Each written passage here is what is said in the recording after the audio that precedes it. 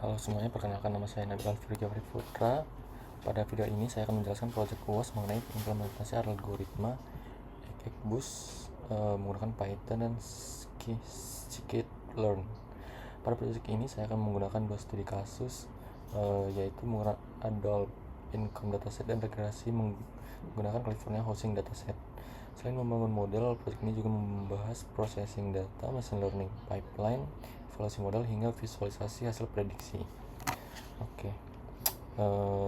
Jadi pada proyek ini secara umum di proyek ini berbagi menjadi dua bagian, yaitu bagian pertama ada klasifikasi menggunakan Adult Income Dataset untuk memprediksi apakah pendapatan seseorang berada di bawah atau di atas $50.000 per tahun.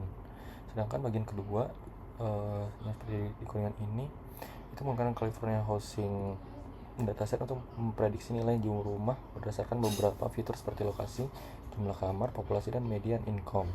Seluruh proses ini dilakukan menggunakan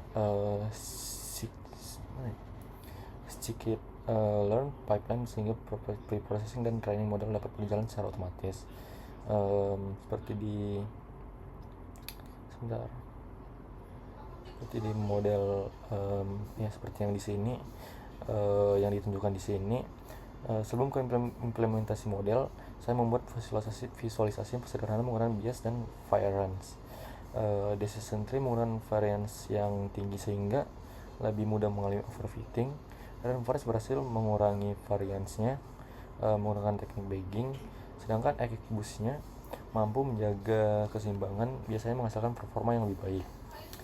Kemudian di sini ada Fetch OpenML seperti yang di sini. Selanjutnya saya mengambil adult income-nya dataset menggunakan OpenML. Setelah dataset berhasil dimuat, saya melakukan pengecekan isi dataset. Setnya itu dataset menggunakan head, melihat ukuran data menggunakan set, serta menggunakan tipe data, dan missing value menggunakan info dan is null. Kemudian di sini ada SNS. Kemudian di sini ada SNS count plot, yang artinya itu di grafik ini menunjukkan distribusi target. Seperti di sini terlihat bahwa jumlah data dengan income di bawah 50.000 lebih banyak dibandingkan di income di atas 50.000. Hal ini menunjukkan adanya ketidakseimbangan kelas sehingga evaluasi model tidak cukup hanya menggunakan akurasi saja. Kemudian di sini ada numeric pipeline tadi. Di sini ada numeric pipeline seperti yang terlihat di sini. Kemudian ada simple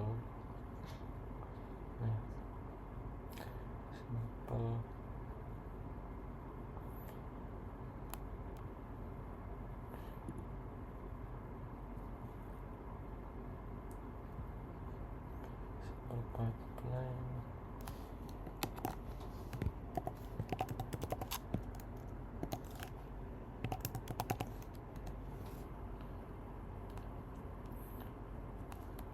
Seperti yang ada di sini. Bagian ini saya paling paham pada project ini adalah data processingnya. Yang pertama itu menggunakan simple inputter seperti yang di sini. Kemudian fungsinya itu adalah menangani missing value atau data yang kosong. Untuk data numerik yang saya menggunakan strategi median karena lebih stabil terhadap data yang memiliki nilai ekstrim. Kemudian di sini ada standar ininya, standar scalernya itu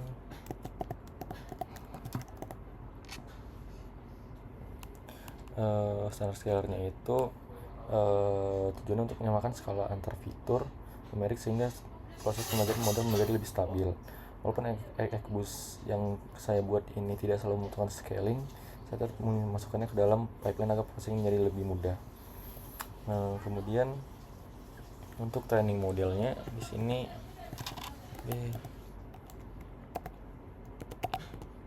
cepat saja. Di sini seperti yang terlihat di sini, setelah pipeline selesai dibuat, model kemudian dilatih menggunakan data training. Data type exploit ini mulai mempelajari pola dari data agar mampu melakukan prediksi terhadap data baru.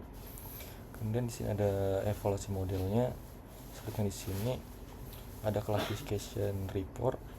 Terus setelah proses training selesai, saya melakukan evaluasi model menggunakan beberapa metrik seperti yang terlihat di sini.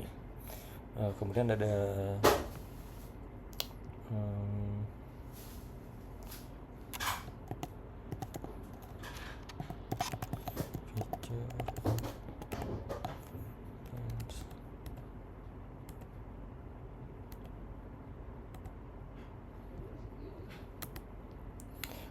kemudian ada fitur importance-nya.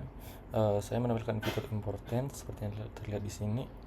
Grafik ini menunjukkan fitur mana yang paling berpengaruh terhadap hasil prediksi model. Kemudian di sini ada regression, seperti yang di sini. Pada bagian akhir ini saya mencoba studi kasus regresi menggunakan clevernya housing. Seperti yang di sini, saya membandingkan performa linear regresi dengan XGBoost regress menggunakan nilai R2. Setelah model selesai dilatih, saya menampilkan scatter plot antara nilai aktual dan hasil prediksi. Semakin dekat titik-titik terhadap garis diagonal, maka semakin baik hasil prediksi model. Dan untuk penutup, seperti dilihat di sini juga di grafiknya.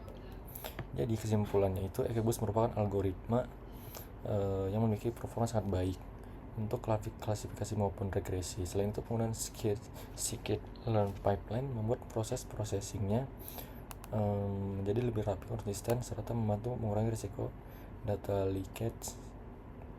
Seperti itu. Sekian penjelasan saya. Terima kasih.